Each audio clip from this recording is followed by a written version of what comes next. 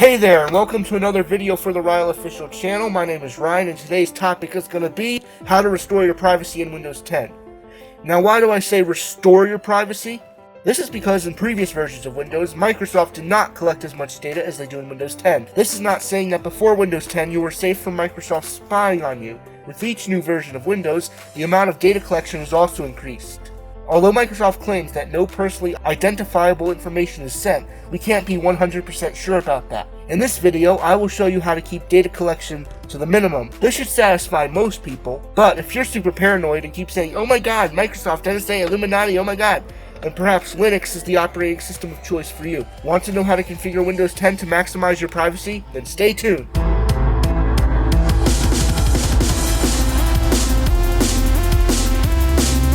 I've loaded a Windows 10 virtual machine here, and why am I using a virtual machine? Well, if you didn't watch my last video, where I also used a virtual machine, here's the gist. My Windows-based laptop overheated from too much intensive graphics, and I'm in the process of getting a new one.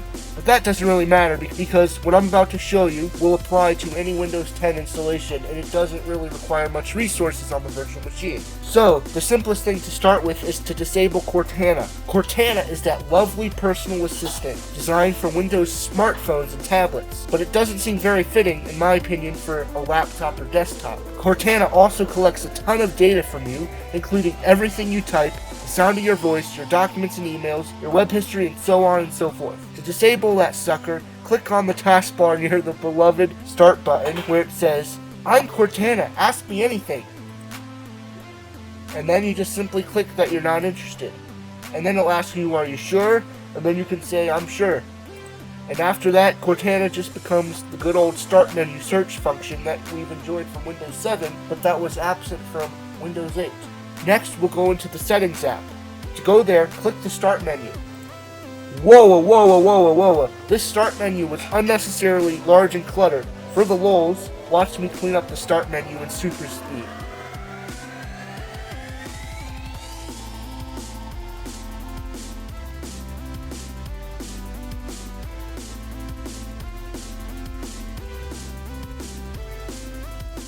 Okay, so now that the Start menu is cleaned up and decluttered, we can open up the settings. So the first thing you want to click on is Accounts, and here we are on a section entitled Your Email and Accounts. For me, it says that I'm using a local account, and it prompts me to connect to a Microsoft account. If it says the same for you, then you have already done the right thing. Through the magic of editing, I have now connected to a Microsoft account. If you are also connected to a Microsoft account, you will see that it now offers you, in some very small text, the option to sign in with a local account instead. To unlink from Microsoft and log in with a local account, you will need to confirm your Microsoft password.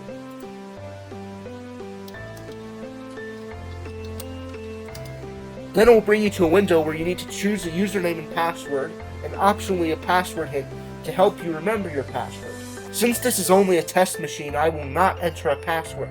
However, if this were a real computer, I would strongly recommend setting a secure password with a password hint that only means something to you. And finally, we must log out to finish the unlinking process.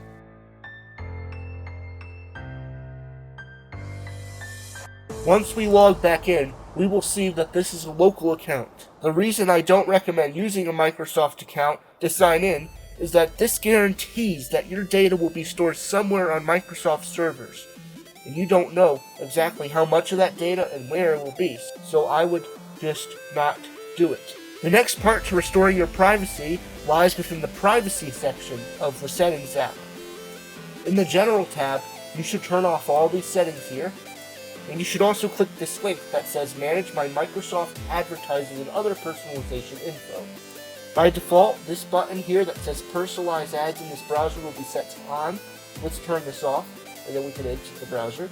You can turn off the location stuff if you desire, but I've actually found it useful. And anyway, it doesn't make much of a difference because websites can still guess your location from your IP address. For the Camera tab, you can turn off everything if your computer doesn't have a webcam, or if you never use it. However, if you do use a webcam, do not click this button here. Instead, only turn off the apps that you know do not need access to your webcam. For example, does App Connector and Maps and OneNote really need access to your camera? I don't think so. On the other hand, Skype will need access to your webcam. For microphone, you can apply some similar logic. If you know an app does not need your microphone, you should disable it. For the speech, ink, and typing tab, we don't have to do anything here since we already turned that off earlier when we disabled Cortana. Account info, we'll probably never need this to be on, so just turn it off. For contacts, you should turn off apps that never need access to your address book. Otherwise, there's a chance that some unethical developer is harvesting your address book and sending it to spam lists. For the calendar tab, apply the same logic as for contacts. If you don't need it, turn it off. Call history, turn this off because this is a laptop or a desktop, not a smartphone. For email, I recommend you turn this off. If you really do need to send an email with something in the app, it's safer just to manually launch your email program. For messaging, turn this off since this is not a cell phone. For radios, it's actually best to leave this on because these radios like Bluetooth and Wi-Fi need to be on at all times to make sure that the apps work properly. For your sync with devices, I would turn this off unless you actually know that you have a use for it. For feedback frequency, whichever setting you choose does not necessarily change your privacy, but it may change how often you get annoyed with your computer. So, once a week works fine for me. For diagnostics and usage data, you should change it from full to basic. Microsoft does not let you turn this off completely unless you're an enterprise user. This is because Windows 10 needs some data to work with, otherwise Windows won't be able to fix bugs and improve features. For background apps, I would just turn all of these off. It will give you a slight performance boost. Now for some bonus tips that don't really affect your privacy but will be better for your computer. Go back to the main settings window and choose Update and Security. Click on Advanced Options. I recommend changing this part from Automatic to Notify to schedule restart. This is so Windows gets your permission first to restart. This is especially important if you leave some task running on your computer overnight and you do not want that to get interrupted. It also won't hurt to check the box for Give me updates for other Microsoft products when I update Windows. This helps to keep your computer as a whole more up to date. Next, click on Choose how updates are delivered. Turn off the updates from more than one place thing. Otherwise, your computer is going to be used by Microsoft and other Windows 10 users to gather pieces of the updates. This is the same concept that BitTorrent uses, peer-to-peer networking, if you're familiar with that. I have actually found it faster and more reliable to download direct from Microsoft. Often updates will get stuck when using the other method. And that's it with the basic Windows 10 privacy tips. However, this is not the end of the video because I'm going to briefly dive into additional privacy measures that you can take if you wish. If you're not interested in these more advanced privacy measures, then you can click the annotation on your screen right now to skip to the conclusion of this video. Otherwise, keep watching. As you just saw, those privacy settings minimize the amount of data that is sent to Microsoft from your computer. However, it doesn't stop Microsoft, your ISP, the websites you visit, and other agencies from viewing your internet activity. This solution is more sophisticated, which is why I wanted to put it in the second half of the video, but I didn't think it was enough information for a separate video. This solution is not Chrome's incognito mode or Firefox's private browsing mode, because we all know that only stops your parents, employers, or nosy friends from seeing your history. The real solution here is to use a virtual private network, or VPN. The VPN encrypts your traffic and routes it through another server to your destination. The VPN also makes websites think that your IP address is that of the VPN server. The simplest proof can be seen by going to Google and querying, "What is my IP address?" Let's do this.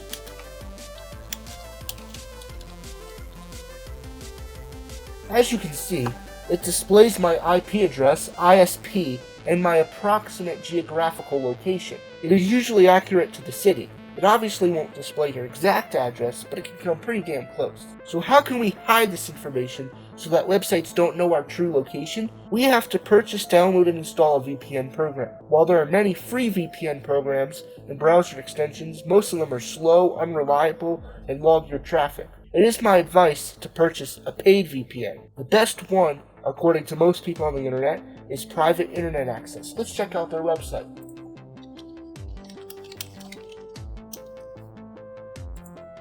As we scroll through their website here, you can see that their compelling list of features and benefits to protect your privacy and identity, unblock censorship, and here are their prices, which are rather affordable, and right now they're even more affordable if you go for yearly or 6 months, because they're having a sale. They have over 3,000 servers in 24 countries. They're compatible with all desktop and mobile operating systems, and they accept lots of payment methods. The most important thing is they do not keep VPN traffic logs. A lot of providers claim that they don't save logs, but private internet access is one of the few who actually stay true to their claim. However, private internet access is not actually the VPN I'm currently subscribed to. I want to subscribe to them someday. I am subscribed to another great one called ZenMate. Let's check out their site. And as you can see, they have their own benefits and features. They do offer a free browser extension, but I have the premium account with them, thanks to a special offer of theirs, which gave me 3 months of free premium. And I can assure you that the speeds are very close to the speeds that I would get if I didn't have a VPN at all, and that's a good thing. The browser extension is for free and premium, but that doesn't offer full protection for your connection. Bars. To get full protection, you have to download their desktop client, which is for premium members only. So I'm going to log in, download, and set up the client here.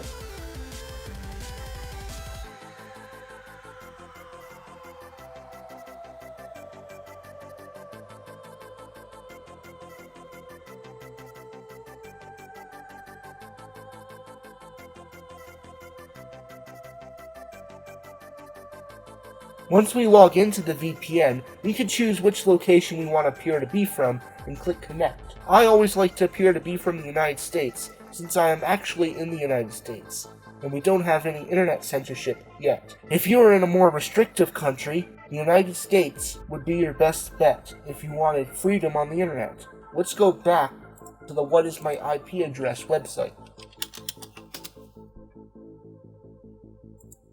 And we can see that our IP address is different now. My real IP address started with 67, I think, and now it starts with 209. And the ISP is different. I think we're in Pittsburgh, Pennsylvania. So that's it with the VPN section of this video, which is our additional privacy measure. And it's not just for Windows 10, by the way. It works on a lot of platforms. VPNs work on a lot of platforms. But you probably knew that already. So thanks for watching this video, and even more thanks if you watched the whole video instead of skipping the part about the VPN. Please subscribe to our channel and share it if you found it helpful. And if you want to know about how to install Windows 10, check out the video I made about that on this channel. If you want to see more videos that are tech related, check out our tech playlist. And please like us on the new Facebook page that I made. You can also check out our Instagram and follow us there. All those links are in the description if you missed them. I try to upload one video every week, and I barely held true to that this week with this video since it's barely Tuesday. And I hope some point soon, rather than later, that I get that new laptop so that I can make more in-depth videos, because it is kind of hard to show some things on a virtual machine. So, I'll see you on the next one. Bye-bye.